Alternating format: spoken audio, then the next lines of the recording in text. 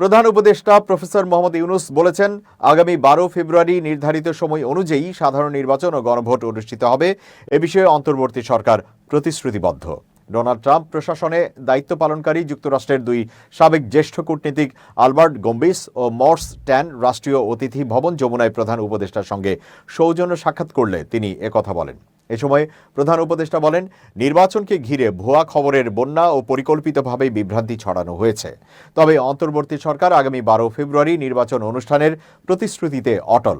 অন্তর্বর্তী সরকার নির্বাচনী ফলাফল ঘোষণা শেষে গণতান্ত্রিকভাবে নির্বাচিত সরকারের কাছে ক্ষমতা হস্তান্তর করবে। কে কি বলল তা বিবেচ্য নয়।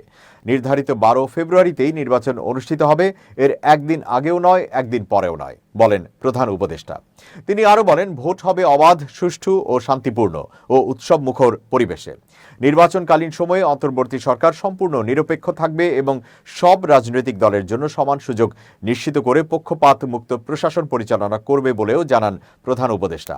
যুক্তরাষ্ট্রের সাবেক ভারপ্রাপ্ত under secretary of state Albert Gombis এবং সাবেক ambassador at large Morse Tan নির্বাচনের প্রাক্কালে বাংলাদেশ সফর করছেন। প্রায় 1 ঘণ্টা ব্যাপী বৈঠকে প্রধান উপদেষ্টা ও সফররত কূটনীতিকরা আসন্ন নির্বাচন, জুলাই গণ অভ্যুত্থান এবং এর পরবর্তী পরিস্থিতি, তরুণ আন্দোলনকারীদের উত্থান, জুলাই সনদ ও গণভোট, নির্বাচনকে লক্ষ্য করে ছড়ানো ভুয়া খবর ও মিস ইনফরমেশন, রোহিঙ্গা সংকট এবং জুলাই পরবর্তী বাংলাদেশের প্রেক্ষাপটে ট্রুথ অ্যান্ড রিকনসিলিয়েশন সম্ভাবনা সহ বিভিন্ন গুরুত্বপূর্ণ বিষয় নিয়ে আলোচনা করেন। প্রধান উপদেষ্টা বলেন, অন্তর্বর্তী সরকার গণভোটে হ্যাঁ ভোটের পক্ষে প্রচারণা চালাচ্ছে।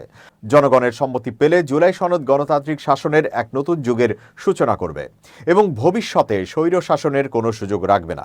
প্রফেসর ইউনূস বলেন, তৎকালীন ফ্যাসিস্ট সরকারের সমর্থকেরা নির্বাচনকে ঘিরে বিভ্রান্তি সৃষ্টির উদ্দেশ্যে ভুয়া খবর ও অপতথ্য ছড়াচ্ছে।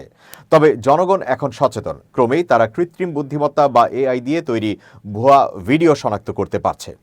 সাবেক আন্ডার সেক্রেটারি গম্বিস একমত পোষণ করে বলেন, ভুয়া খবর বিশ্বজুড়ে গণতন্ত্রের প্রধান শত্রুদের একটি হুমকি হিসেবে আবির্ভূত হয়েছে। এই হুমকি মোকাবেলায় আরও জোরালো প্রচেষ্টার প্রয়োজন রয়েছে বলেও তিনি জানান।